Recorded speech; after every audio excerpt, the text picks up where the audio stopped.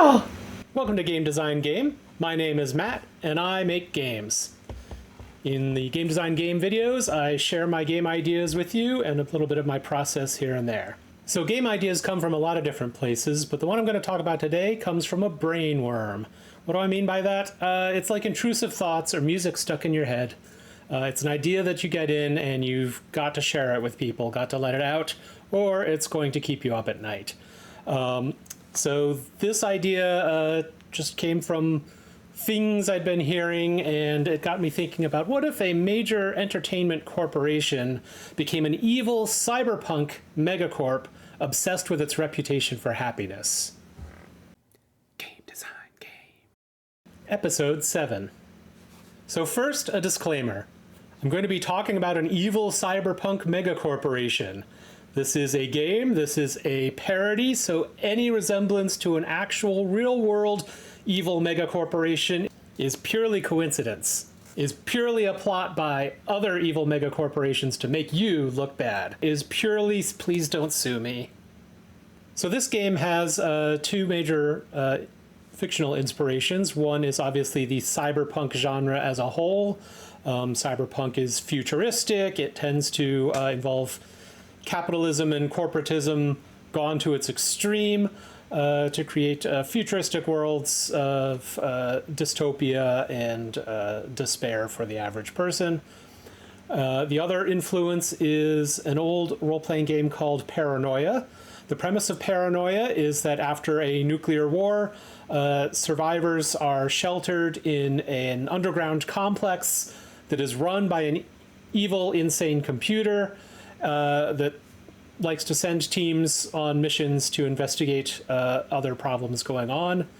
And along the way in Paranoia, people die, their clones come back, they experiment with strange technology that usually goes wrong or kills people.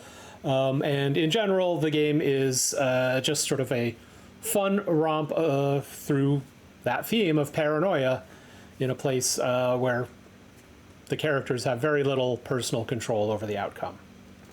So I brought both of these ideas together because of the brainworm I'm going to be exploring. This brainworm is, what if a major entertainment corporation was actually an evil cyberpunk corporation obsessed with a reputation for happiness?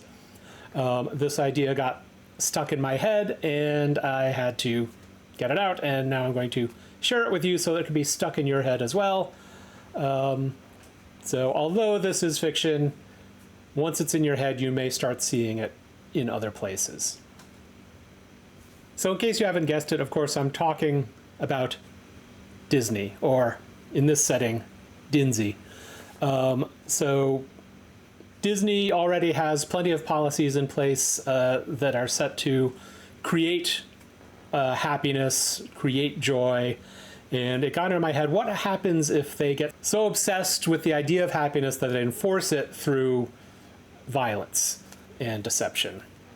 So as this idea got stuck in my head, I began to wonder, what if the animatronics were not just fixed point displays, but robots that could wander around, or perhaps even those giant suits that marched about were actually some like AI animatronic robots whose sole purpose was to make sure that people were as happy as possible, or at least that they say they're as happy as possible. So then I got to thinking, amusement parks in general, some of the fears people have about them are that they, rides can go wrong and injuries can happen. So then I started combining this idea of this robotic animatronic genius with the notion of, how do we make sure that people don't get hurt? And so they take their robotic genius, they disguise it as medical genius, and they start replacing living people with animatronics that can recover from injuries and keep on going. So this became the futuristic, evil, cyberpunk, Dinsey Place theme park. So with that idea in mind, I had to turn it into a game that I could run at a game convention get it out, let people play through it, and then I could go back to sleep at night.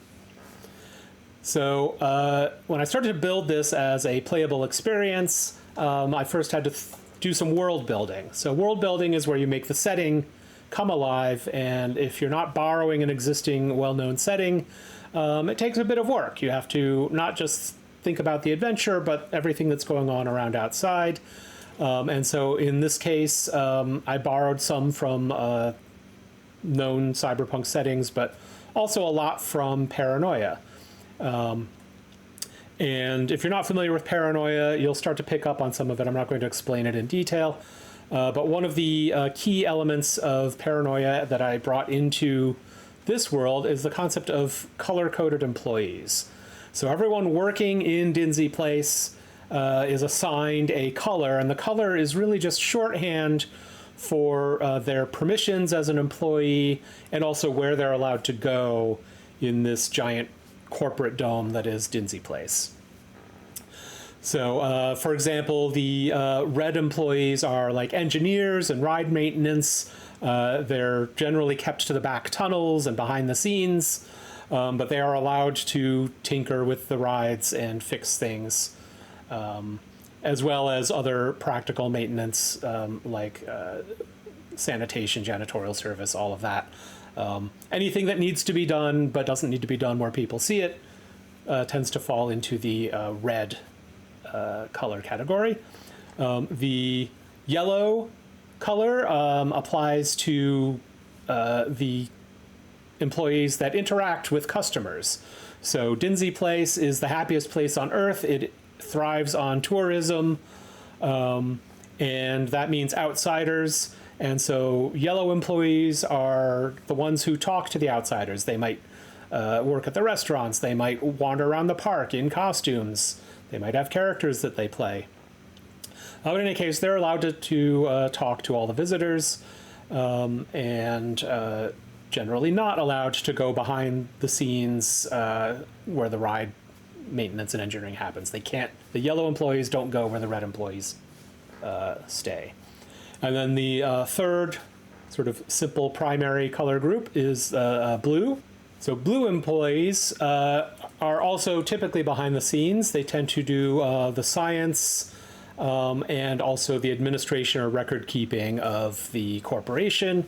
They sort of make things work smoothly and develop the new attractions behind the scenes, new ideas for shows. So the red, yellow, and blue are sort of the lowest tier employees and tend to be separated from each other. But then there's a second tier of employees that are essentially two colors.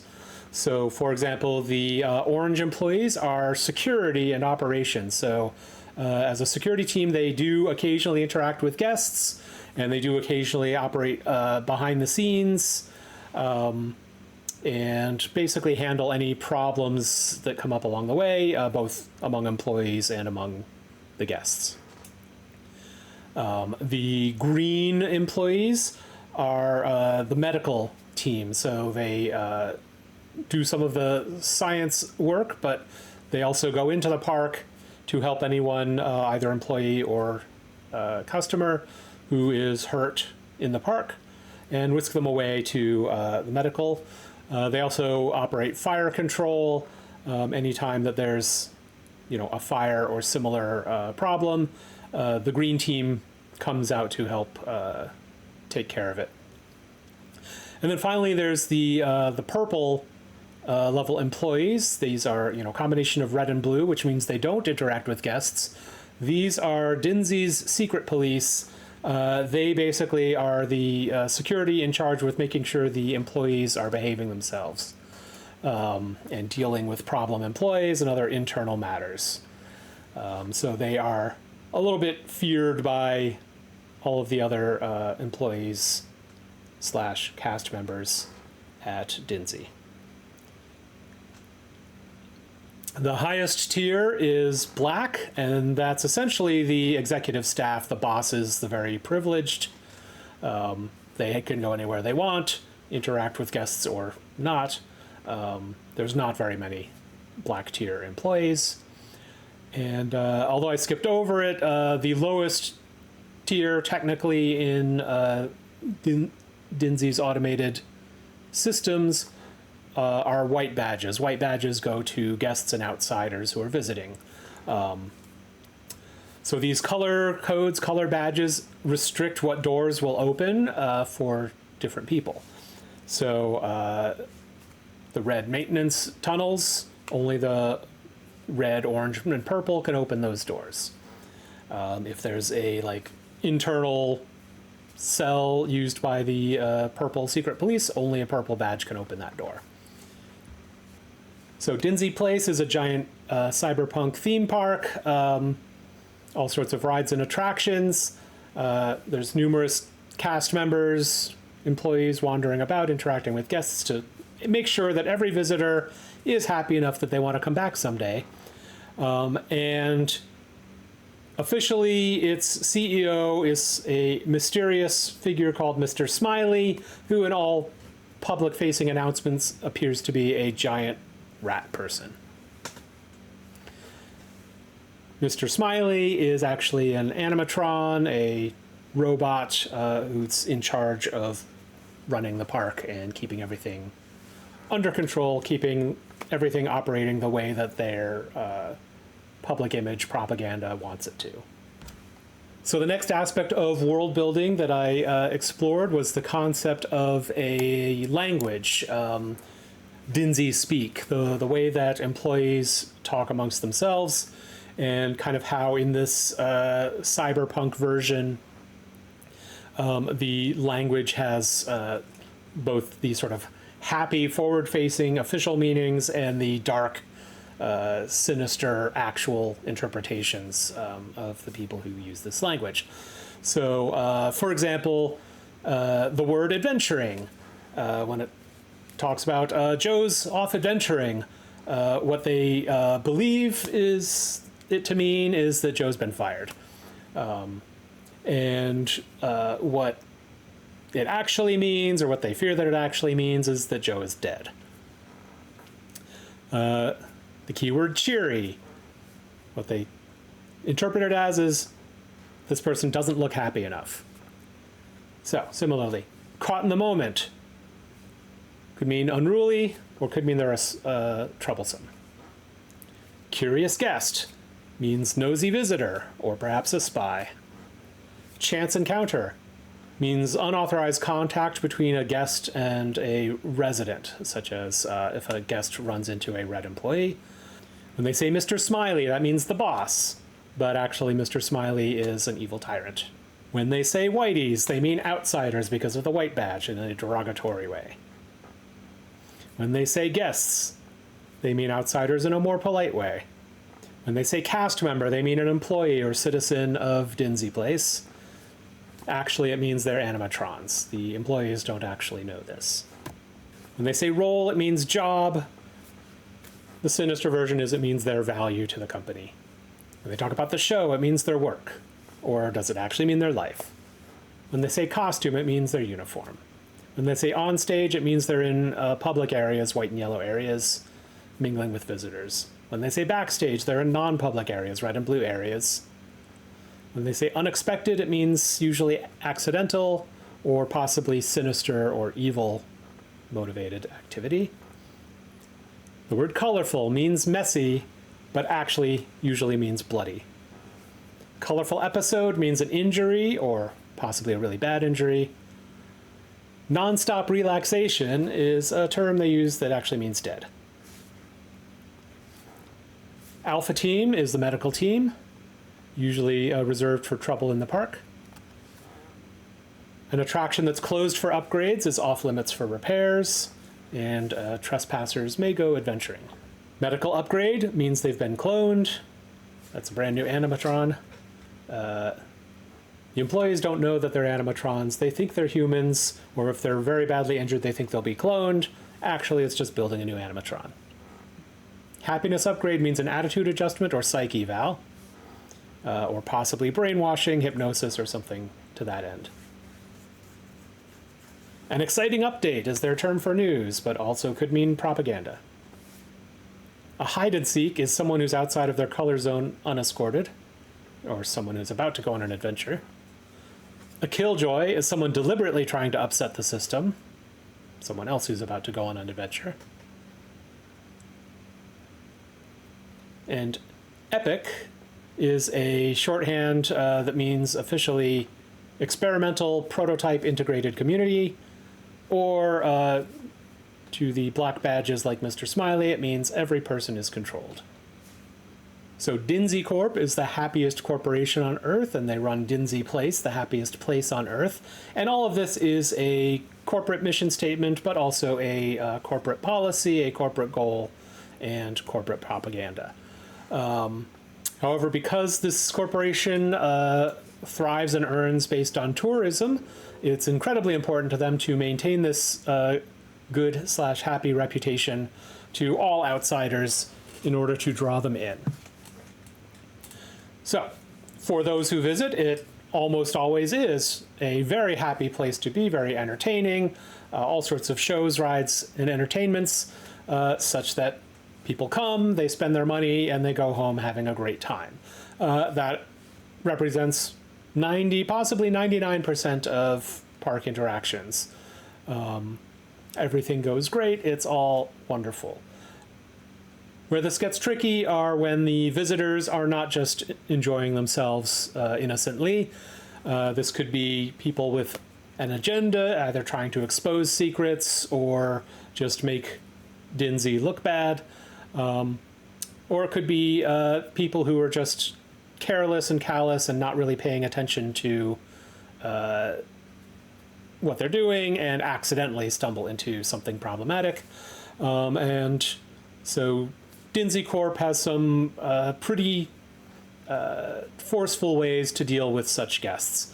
If there's any hint of a medical problem, they send in the rescuers, the green badge employees, to go whisk this person away, where once they're behind the scenes, the corporation can decide whether they want to brainwash them, hypnotize them, or just replace them with an animatron.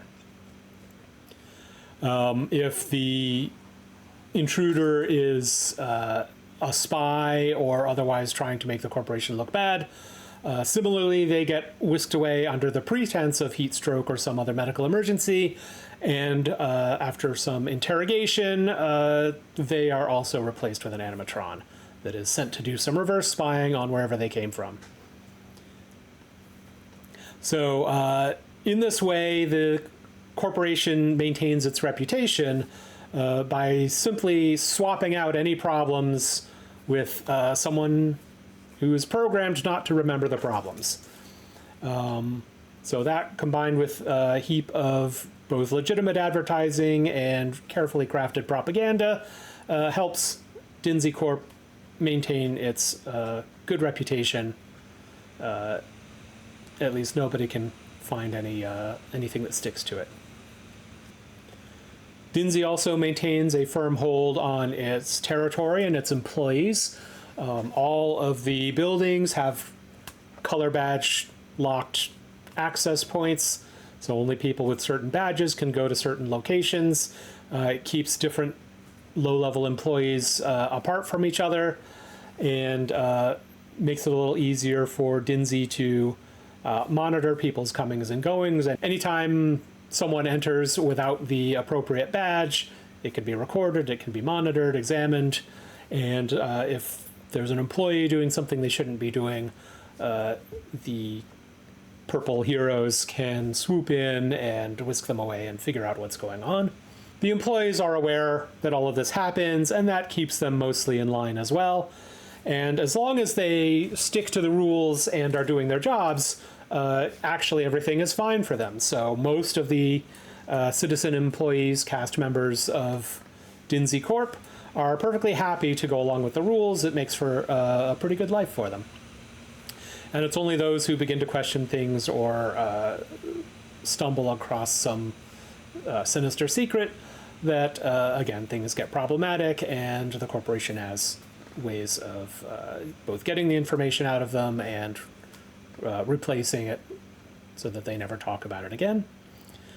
And it's through all of these methods, Dinsey Corp keeps its secrets, maintains its reputation, and controls both its guests and its employees.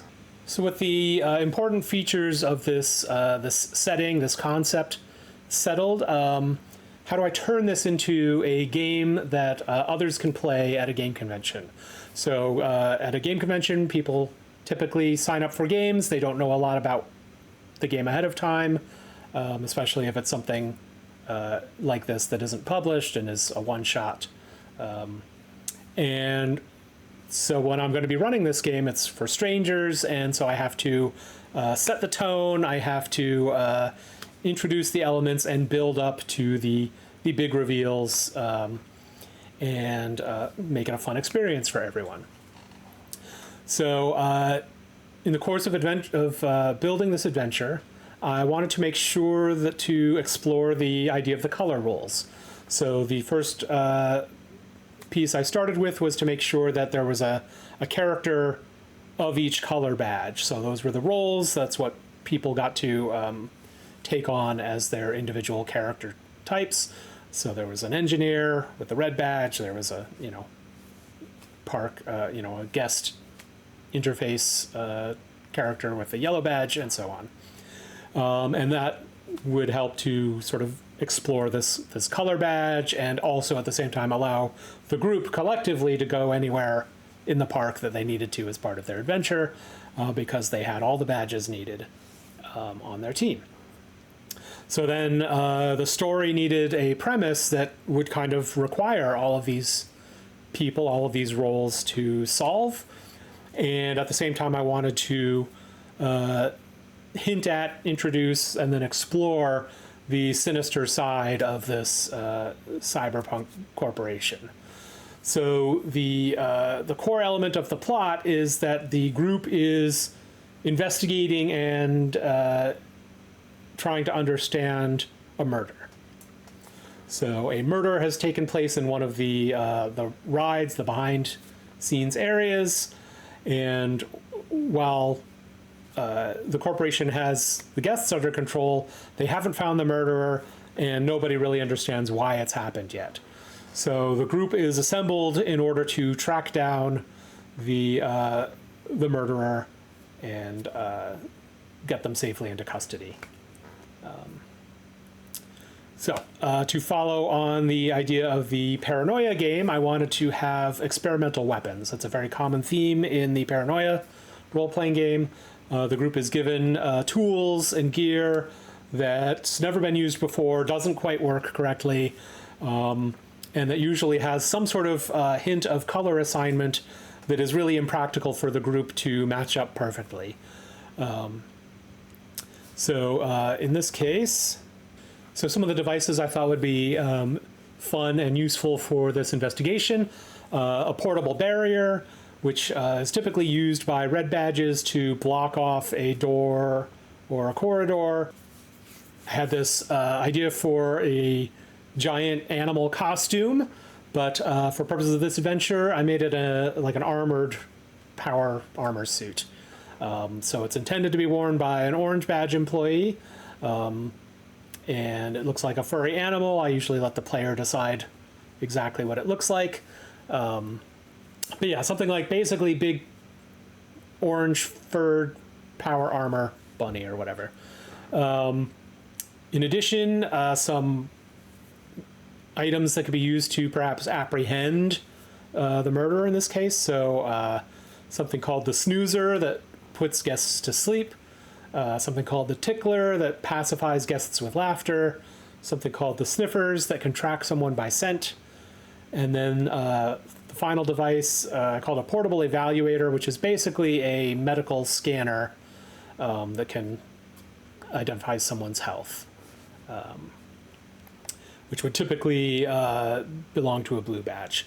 The snoozer, the tickler, the sniffler, those are all weapons. They should go to an orange badge employee, but I made it so that the armored suit, its mittens are too clumsy and it can't use those weapons. So right away, the group, when they get these items to take with them, they're faced with a sort of tricky choice, which is there's 4 items designated for the orange employee who can either use the armored suit but none of the weapons, or really only one of the weapons at a time. And so they typically will have to hand these out in a way that is not quite compatible with the official badge authorization. Another element I wanted to work into this story was the concept of secret agendas. This is another trope of the Paranoia game. The idea that the cast members, the employees, know about Dinsy's dark side, and this tends to lead to a lot of secret affiliations, conspiracies, and so forth. So I just wanted to assign these to players just to create a little bit of extra friction and motivation and possibly a role-playing inspiration. And this could be independent of the color badge role that they picked. So it's, color badge mixed with one of these secret backgrounds or agendas. So really quickly, the ones I came up with, cheerful, happy cast member who just kind of wants the park to work the way it's supposed to. There's the curmudgeon, kind of disgruntled believer, believes ultimately in the notion of the park, but just kind of wants to be left alone and go about his job.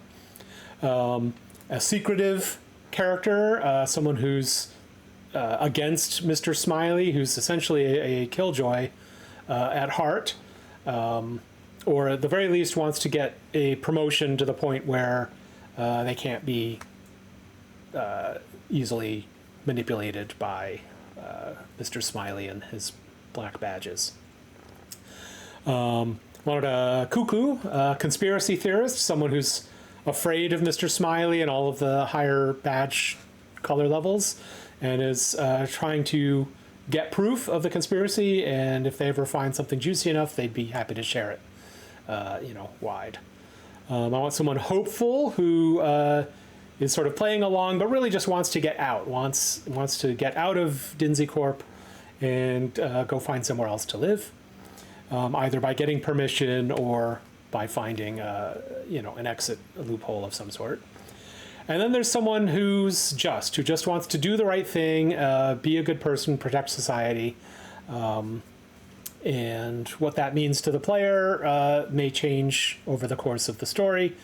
So it may begin with following all the rules, but it may end with realizing that there's a problem that needs to be taken care of. In addition to the character stories, I wanted the adventure story to include exploration of the dark side of Dinsey and leading to a bit of horror elements, either corporate horror or existential horror. So the sort of midpoint or Act 2, you could say, twist of the story is that the characters, in this case, after they've concluded their mission, they realize that they are about to be recycled, ground into parts, and then possibly cloned or recreated as animatrons, if they're not already animatrons, and sort of through this process of clinging to life, wanting not to be destroyed and replaced, they now find themselves at odds with everything the park's standing for, and they either have to escape or overthrow or get some sort of leverage in order to not be recycled. So I put all this together, and I'll sort of walk through the story. I ran this for 2 different groups. One was sort of a play test with some friends, and then I ran it at the convention, as I mentioned. They had slightly different endings, which was intended. But here's the story, including things that the players didn't initially know, as well as the things they discovered. So the backstory, the setup for this murder situation, or the colorful episode of nonstop relaxation, is that at some time in the past, probably a year or so, outsiders visited the park, for a couple days of entertainment or whatever, and their son got injured, got whisked away for medical care, And what they didn't realize is that his injuries were bad enough that Dinsey just decided to scrap him, as in kill him, and create an animatron copy. So they did their best. They interviewed the parents while the boy was in treatment, and they did their best with that information to construct a personality, because they didn't have any brain tape or other information about the boy's personality. So they had to construct it just based on what the parents' impressions were. They told the parents that the boy had suffered some brain damage and that he might recover in time and would probably get most of his memories, if not all of them, back. Sent the family on their way. And sometime thereafter, the boy, playing with friends outside the park, whatever, drowned in a river. And when they pulled him out after an hour or two, he sat up like nothing was wrong. The medics, who were not Dinsey medics, the actual paramedics of whatever location this happened at, couldn't get any vital signs off the boy. They were very confused. They didn't know what was going on. They declared him, or they told his parents he was dead, and as soon as it came to the boy's attention, he keeled over, passed out, and was essentially dead. And this is all because of, so the Dinsey animatrons that they send out of the park are very convincing medically most of the time. It's only invasive surgery that reveals the problems. So the programming on this boy was meant to be resilient, and just hadn't taken into account that the vital sign systems shut off, but the boy didn't actually realize that he was supposed to be dead until someone told him. So that's when the family started investigating. Dinsey's medical patients are insured for life, so Dinsey shows up, finds the boy, and basically tries to replace him again, but because too many people have seen him as dead, they say they can't do anything, and they basically clean up and whisk away the body or whatever, buy off the parents, and try and shut down the investigation as much as they can. But the parents are not satisfied. The father sneaks back into Dinsey Park in order to, have his vengeance. He's not really got a straight plan. He's mad. He knows something weird happened. He doesn't quite understand. And so at some point, he's trying to get backstage. He's trying to see things that the park doesn't want him to see. And he gets confronted by an employee and kills him with some prop or part behind the scenes, and writes in blood on the wall, "Tommy is not my son." So that's this clue that kicks off this adventure, is a dead body and "Tommy is not my son" written in blood on the wall. The players, their characters, are all animatrons. They don't realize this, but that means that when they see a park employee dead and violently damaged on the floor, what they see is blood and guts and bones and all the things you would normally expect to see. What the murderer saw was metal and wires and cables, all the makings of a robot. So this sort of programming trick in the players' brains, let's make sure that they don't actually see robotics normally, even when a park employee is damaged. So in any case, they use their tools. It's not terribly hard to track down the father. They've got these tools and weapons. That's almost not the point, because they drag him back to security, where he's going to be detained and debriefed and all of that out of their hands. And they're said, "Good job, return your weapons and gear to the lockers and get ready for a debrief." And they are preparing for their debrief when they realize, due to some clues left around the locker room that the floor can open up and drop people into a pit. So when it happens to them, they're kind of ready for it. The floor starts to open up. They all hang on to benches and realize that they were just about to be dumped into a pit. Nothing good. So now they're sort of a little confused and not really sure what they're supposed to do. All of the normal rules they operate under aren't going to serve them well unless they just want to fall into the pit and accept their fate. So they sneak around the back corridors to investigate now why are they being killed. Eventually they get to the cloning facility in the sub-basement. And at first they're seeing the cloning facility and it just looks like, medical operations, but it's kind of grisly. They see medical operations where people are being torn apart by machines, and then a clone pops out of a tube and it's the same person and they get up and they're fine. But because of the information they've gathered along the way, they get a moment where some of them, depending on dice rolls as some of the random events of games, but they suddenly realize, no, those aren't people, those aren't clones, those are robots being taken apart, and that this is what was supposed to happen to them, and that they're robots, they're animatrons, and everything they've ever known was a lie. And so this is sort of a mind break moment that spurs off the final act of the story. And this was usually a very fun moment to play through because generally the players didn't see it coming. It was, disguised through this inability to see robots. And so we had many entertaining reactions to this, including one of the players had her character, climbing through an air duct and contemplating suicide. She didn't do it. It's a game. And eventually realized, no, this is not the end of her life. This is, time to get serious and take an agenda against the corporation. So, as I said, I played through this a couple of times, and this is usually where the plot line splits. It's how the group reacts to it. The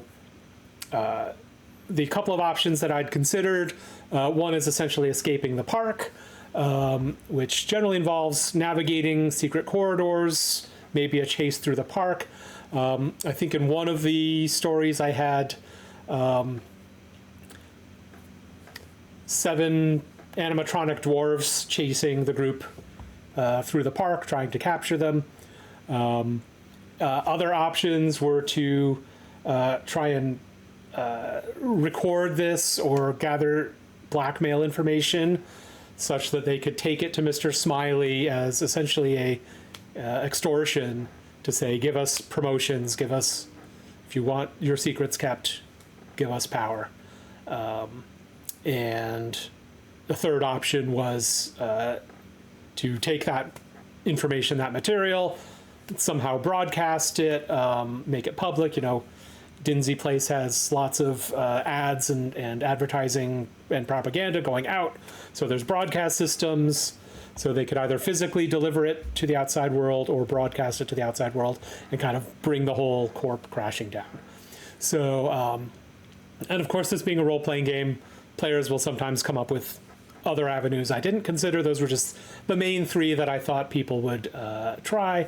And I think we got the escape from the park version and the blackmail or extort Mr. Smiley option. I think those were the 2 different endings that we explored. But it was through this process of sort of sharing this brainworm-inspired parody setting with other people, and by telling this story that I was able to kind of get the idea settled in my head and go back to, normal day-to-day life, living my happiest dreams and ignoring any sinister undertones that may or may not actually be there. So if you've watched previous episodes, you should know that this channel is also a game. The rules appear throughout various episodes and also in the Discord. There's a link below. I'm not going to add or change any rules today. Last episode, I mentioned a contest. Essentially, the contest is going to be triggered when I post episode 10. It's going to be based on comments posted on my videos. The prize for this one is going to be a copy of the storyboard role-playing game that I wrote and that I discussed in, I believe it's episode 3. I'll put the episode link. I'll put the episode link up here. So you can get an introduction to Storyboard, and if you're at all interested in getting a copy of this for yourself for free, participate in the contest. It's actually really easy. You can watch episode 0. We'll tell you all about how the rules work, and you could post a comment there according to the rules described in that episode, and that should be enough to get you in the running for the contest, since there's not a lot of competition so far. Next time on Game Design Game, I'm going to discuss a LARP, a live action role-playing game that I created for a company party a few years back. It's a very simple LARP, and I'll show you how it works. The title of it is Horror Over Hors d'oeuvres.